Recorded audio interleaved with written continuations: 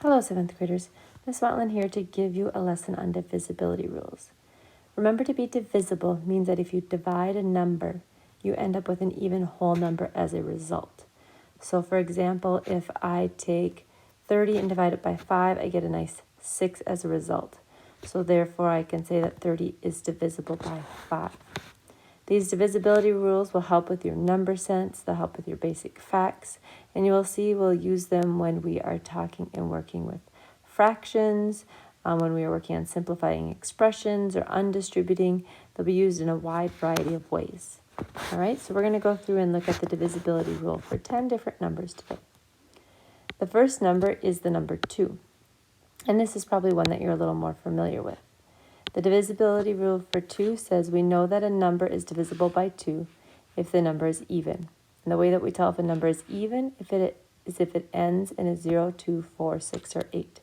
So numbers like 728 would be even, or 460 would be even because they end in even numbers. Okay. The next number that we're going to look at is the divisibility rule for 3. And the divisibility rule for 3 is the sum of the digits is divisible by 3. Remember that sum means to add. So we need to add up the digits, and if that is divisible by 3, then we know the number is divisible by 3. So for example, if I gave you the number 168, we would add 1 plus 6 plus 8, and those add to 15. And if we take 15 and divide it by 3, we get a nice even number. So therefore we know 3 also goes into 168. Another example would be a number like 711. 7 plus 1 equals 9. If you take 9 and divide it by 3, you get 3, so 711 would also be divisible by 3. The divisibility rule for 4 would be the number formed by the last 2 digits is divisible by 4. So we're talking about the number formed, so now we're not adding them, but rather we're looking at what are the last 2 digits. So if I gave you a number like 3,816, the number formed by the last 2 digits would be a 16. Does 4 go into 16 evenly? Yep, so therefore we know it goes into that entire number of 3,816. Or maybe I've got a number like 42,820. The number formed by the last 2 digits is a 20. 4 goes into 20, so therefore 4 would go into that large number. The divisibility rule for 5 is the last digit is either a 5 or a 0, which you're probably a little more familiar with. So like 755, 230. So long as the last digit is a 5 or a 0, then we know it's divisible by 5. Now the divisibility rule for 6 is the number is divisible by both 2 and 3. So that means that the rules for 2 and 3 have to apply to it. Because how do 2 and 3 connect to 6? Well, 2 times 3 is 6. Therefore, if 2 and 3 both go into it, 6 must go into it. So for example, if we look up here, we know that 3 went into 168. Does 2 also go into 168? Yes. So because both 3 and 2 go into it, we could say that 168 would be an example of a number that is divisible by 6. Whereas if we look at 711, that is divisible by 3, we figured out. However, does 2 go into it? No, because it's not even, so therefore 6 does not go into it. So another example would be a number like, 276. It is even, so we know 2 goes into it. If we add the digits, 2 plus 7 is 9. 9 plus 6 is 15. And 3 goes into 15, so therefore 3 goes into this number. So because both 2 and 3 go in, then 6 would go in as well. Next one is for the number 8.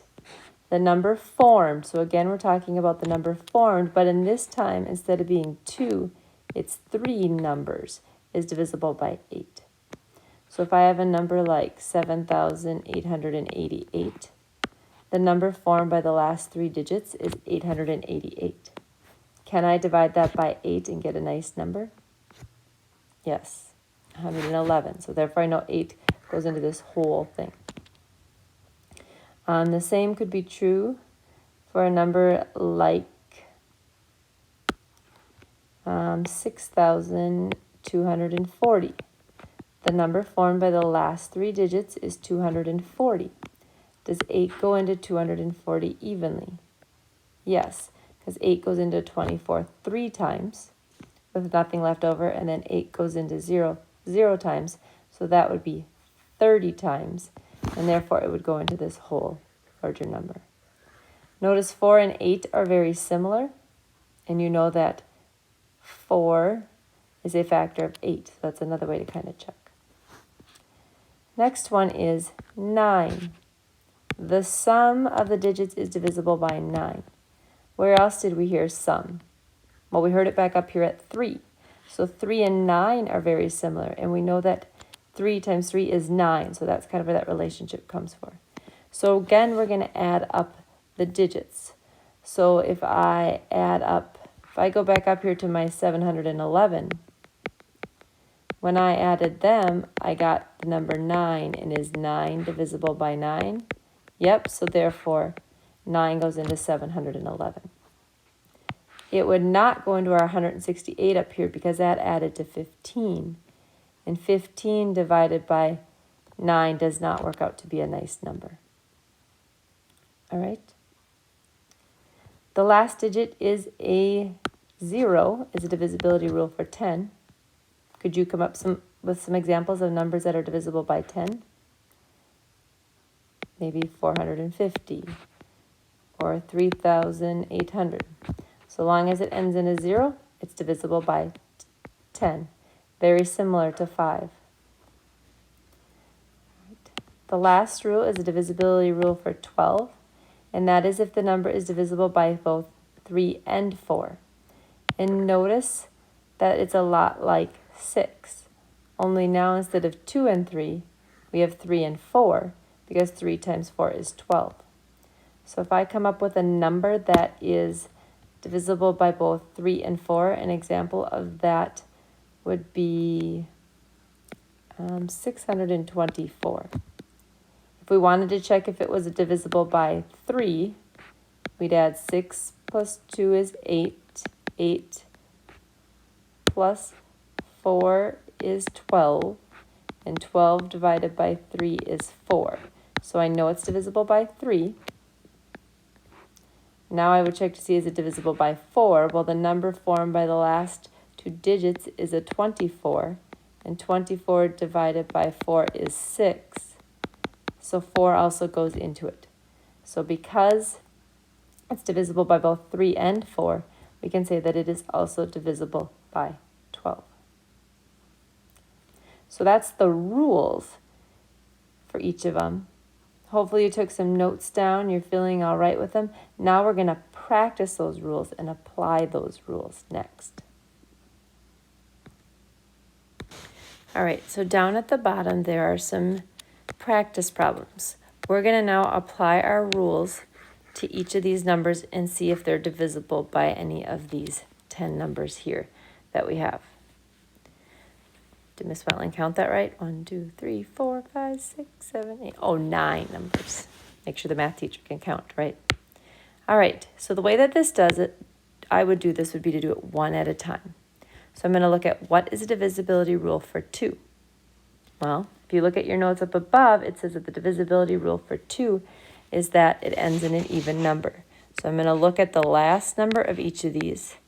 In each one that is a 0, 2, 4, 6, or 8, I'm going to put a check mark in because those are divisible by 2.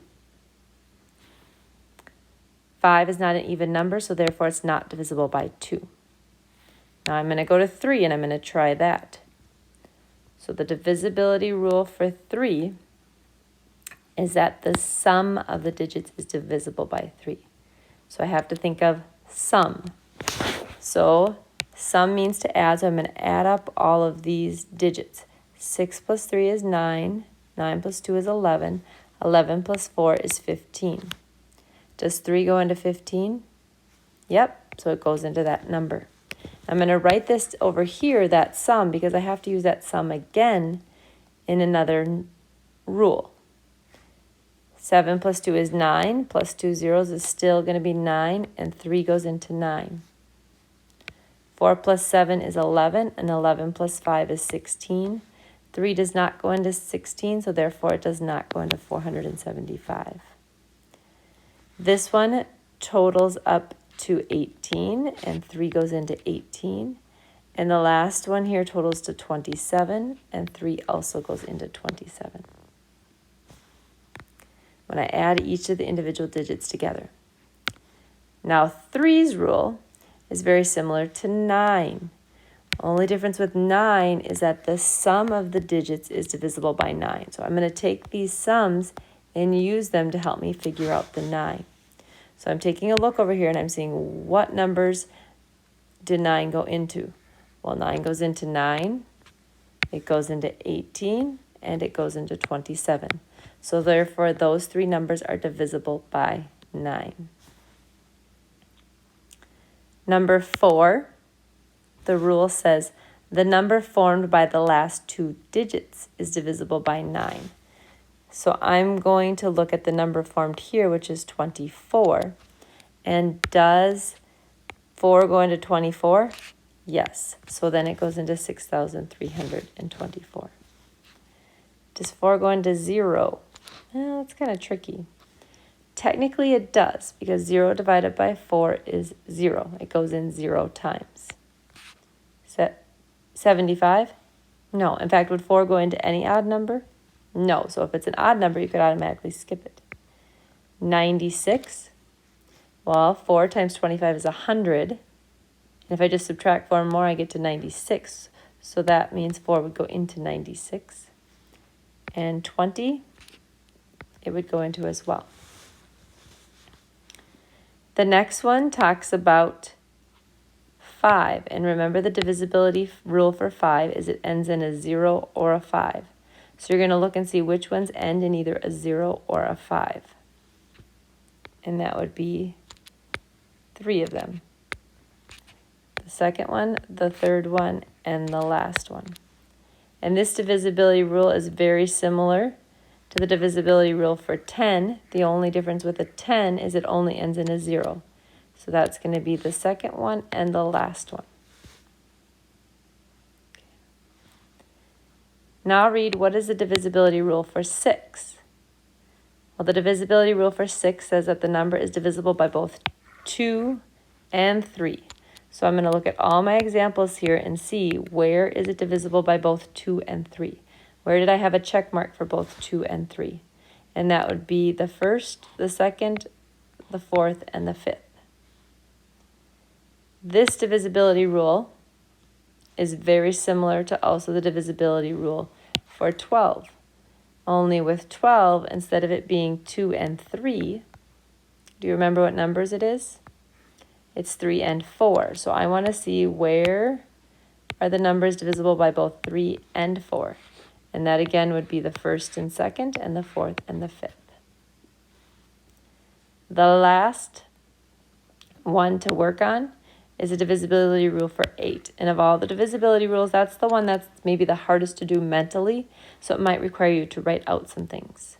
So the divisibility rule for 8, remember, is the number formed, but instead of being the last 2 digits, it's the last 3.